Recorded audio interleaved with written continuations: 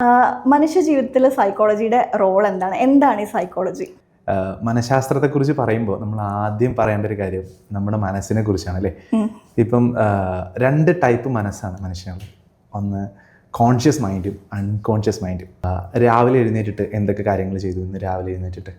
ഞാൻ രാവിലെ as usual daily routines എണീറ്റു, പല്ലേച്ചു, ഭക്ഷണം കഴിച്ചു, ഓഫീസിലേക്ക് വരാൻ റെഡിയായി. ഇതൊക്കെ തന്നെ. നമ്മൾ രാവിലെ തൊട്ട് ഇത്ര നേരം ചെയ്തതിൽ കോൺഷ്യസ് മൈൻഡാണോ അൺകോൺഷ്യസ് മൈൻഡാണോ ഏറ്റവും കൂടുതൽ പ്രവർത്തിച്ചിട്ടുണ്ടാവുക? ഇത് ഇപ്പം നമ്മൾ കോൺഷ്യസ് ആണല്ലോ.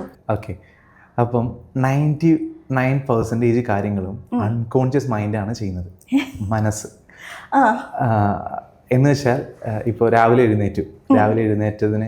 എഴുന്നേറ്റിട്ട് ഇത്രയും നേരം ചെയ്ത് കുറച്ച് കാര്യങ്ങൾ പറഞ്ഞു. പല്ല് തേച്ചു. ഓക്കെ, അത് കോൺഷ്യസ്ലി ആയിരുന്നോ അൺകോൺഷ്യസ്ലി ആയിരുന്നോ പല്ല് തേച്ചത്? അറിയാതെ ചെയ്തു പോയതാണോ അതോ ചിന്തിച്ചുകൊണ്ട് പല്ല് തേക്കണം, ഈ സൈഡിലേക്ക് പോകണം, ഈ സൈഡിലേക്ക് പോകണം? അങ്ങനെ ചെയ്യുന്ന ഓരോ ആക്ടിവിറ്റിയും ഓർക്കുന്നില്ല, ചെയ്തു എന്ന് എനിക്കറിയാം. അതെ, ഇപ്പൊ എന്നോട് സംസാരിക്കുന്നത് കോൺഷ്യസ്ലി ആണ് അല്ലേ. ഇന്ന കാര്യങ്ങൾ ചോദിക്കണം, നമ്മൾ ചിന്തിച്ചെടുത്ത് ചെയ്യുന്ന കാര്യങ്ങൾ. ഇപ്പൊ ഞാൻ സംസാരിച്ചുകൊണ്ടിരിക്കുമ്പോൾ ഇയാൾ അറിയാതെ നടക്കുന്ന കുറച്ച് കാര്യങ്ങളുണ്ട്. ഇപ്പൊ റെക്റ്റിനിൽ എൻ്റെ ഒരു ഇമേജ് പതിഞ്ഞു, അത് ബ്രെയിനിലേക്ക് പോയി. ഒരു മനുഷ്യനാണ്, മനുഷ്യരൂപമാണ്, ഏകദേശം ഇത്ര പ്രായം ഉണ്ടാവും. ഇതൊക്കെ കോൺഷ്യസ്ലി ചിന്തിച്ചിട്ടാണോ മനസ്സിലായത്? അല്ല. ഇപ്പം ഞാൻ പറയുന്ന കാര്യങ്ങൾ ഒരു ലാംഗ്വേജും ചെവിയിലേക്ക് ചെല്ലുന്നുണ്ട്, അത് ബ്രെയിനിലേക്ക് പോകുന്നുണ്ട്. ഇങ്ങനെ ഒരു കോടിക്കണക്കിന് ആക്ടിവിറ്റീസ് ഒരു മനുഷ്യ ശരീരത്തിൽ നടക്കുന്നുണ്ട്.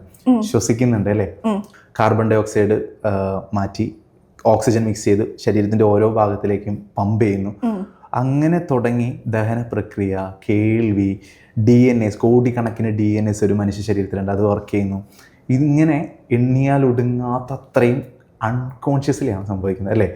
കോൺഷ്യസ്ലി ഇപ്പോൾ വളരെ കുറവുള്ള കാര്യങ്ങളെ സംഭവിക്കുന്നത്. അതെ, ഈ അൺകോൺഷ്യസ്ലി നടക്കുന്ന കാര്യങ്ങൾക്കാണ് മനസ്സെന്ന് പറയാം അല്ലേ. ഈ അൺകോൺഷ്യസ്ലി നടക്കുന്ന കാര്യങ്ങളെയാണ് നമ്മൾ ട്രീറ്റ് ചെയ്യേണ്ടത്. അതാണ് ഒരു സൈക്കോളജിസ്റ്റ് ഒരു മനുഷ്യൻ്റെ ജീവിതത്തിൽ ഉണ്ടാക്കാവുന്ന മാറ്റങ്ങൾ അവിടെയാണ്.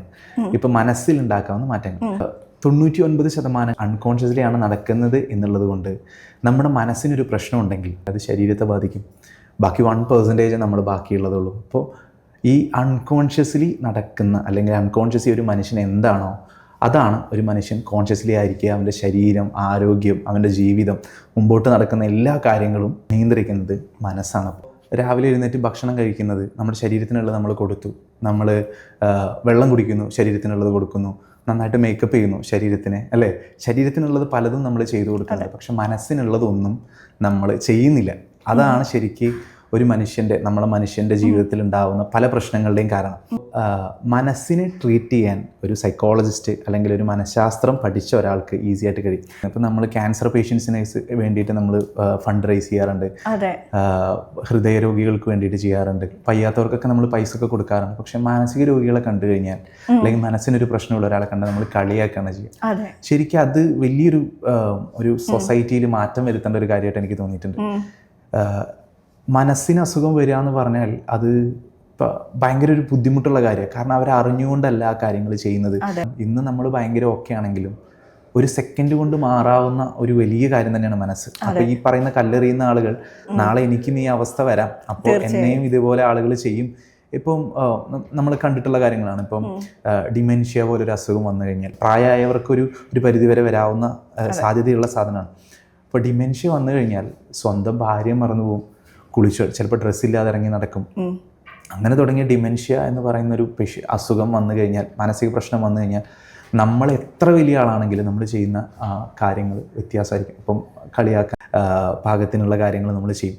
പാരൻസ് ആണെങ്കിലും സ്കൂളിലെ ടീച്ചേഴ്സ് ആണെങ്കിലും ആ ഒരു കുട്ടിയുടെ ആ ഗ്രോത്തിൽ, ഫിസിക്കൽ ഗ്രോത്ത് മാത്രമല്ല മെന്റൽ ഗ്രോത്തിലും ഇവരെല്ലാവരും ഇൻവോൾവ് ആണ്. അപ്പം പാരന്റിങ്ങിനെ കുറിച്ച് എന്താണ് പറയാനുള്ളത് ഒരു ചൈൽഡിന്റെ മെന്റൽ ഗ്രോത്ത് റിലേറ്റഡ് ആയിട്ട് നമ്മൾ നോക്കുമ്പോൾ? കുട്ടി വൈറലാവുന്ന സമയം തൊട്ട് ആ കുട്ടി വളർന്ന് വലുതാകുന്നത് വരേക്കും സമൂഹത്തിനും കുടുംബത്തിനൊക്കെ, കൂട്ടുകാർക്ക്, അങ്ങനെ എല്ലാവർക്കും ഈ കുട്ടിയുടെ സ്വഭാവത്തിൽ പങ്കുണ്ട്. അതായത് ജനിക്കുന്നതിന് വൈറലാവുന്ന സമയം തൊട്ട് ഈ കുട്ടിക്ക്, അമ്മയ്ക്ക് ഉണ്ടാവുന്ന ഇമോഷൻസ് ഒക്കെ കുട്ടിയെ ബാധിക്കും. അത് 0 to 1 ഒരു ഏജാണ്. ആ സമയത്ത് കുട്ടി വായിൽ വിരലിടും. കുട്ടികൾ നോർമലി എല്ലാ കുട്ടികളും ചെയ്യുന്ന കാര്യമാണ്. അപ്പം ഈ സമയത്ത് കുട്ടികൾക്ക് ഓറൽ സ്റ്റേജാണ് ആ കുട്ടിയുടെ മൗത്തിനെ സാറ്റിസ്ഫൈ ചെയ്യിക്കുക എന്നുള്ളൊരു കാര്യമുണ്ട്. രണ്ടാമത്തെ ആനൽ സ്റ്റേജ്, അങ്ങനെ ഓരോ സ്റ്റേജസ് ഉണ്ട്. ഓരോ 0 to 3 years, 1 to 3 years, 3 to 6 years, 6 to 12 years ഇങ്ങനെ ഡിവൈഡ് ചെയ്തിട്ടുണ്ട്. ഈ ഓരോ പ്രായത്തിലും ഞാൻ ഈ പറഞ്ഞ അൺകോൺഷ്യസ് മൈൻഡ് ഒരാൾ ഡെവലപ്പ് ചെയ്ത് തുടങ്ങുകയാണ്.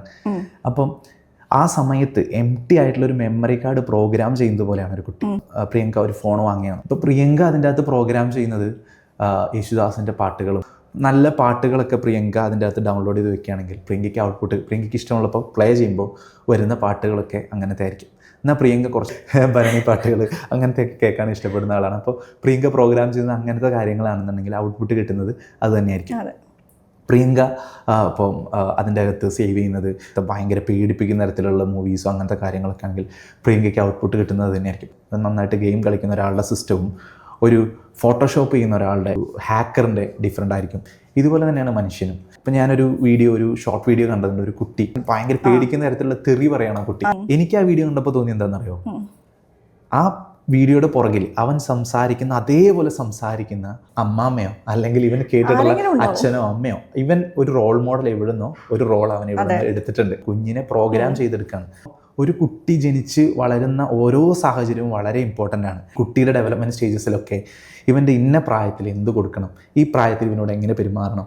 സിഗ്മണ്ട് ഫ്രോയിഡ് എന്ന് പറഞ്ഞൊരു ശാസ്ത്രജ്ഞൻ, അയാൾ പറയുന്ന ഒരു തിയറിയാണ്. ഇപ്പോൾ കുട്ടിക്ക് ഓറൽ സ്റ്റേജിൽ കിട്ടേണ്ട കുറച്ച് കാര്യങ്ങളുണ്ട്. ആ കാര്യങ്ങൾ പ്രോപ്പറായിട്ട് ആ കുട്ടിക്ക് കിട്ടുകയാണെന്നുണ്ടെങ്കിൽ അവന് ഓറൽ സ്റ്റിഗ്മാസ് ഉണ്ടാവില്ല. അപ്പോൾ ചില കുട്ടികൾ 5 വയസ്സായാലും 10 വയസ്സായാലൊക്കെ വായിൽ വിരൽ വെക്കുന്ന കുട്ടികളുണ്ട്. ആ പ്രായത്തിൽ കുട്ടികൾ ചെയ്യേണ്ട കാര്യങ്ങളുണ്ട്. ഇപ്പോൾ വിരൽ വെക്കുന്നത് അത് അവൻ്റെ ഡെവലപ്മെൻറ്റിൻ്റെ ഭാഗമാണ്. ആരും പഠിപ്പിച്ചു കൊടുത്തതല്ല വായിൽ വിരൽ വെക്കണം.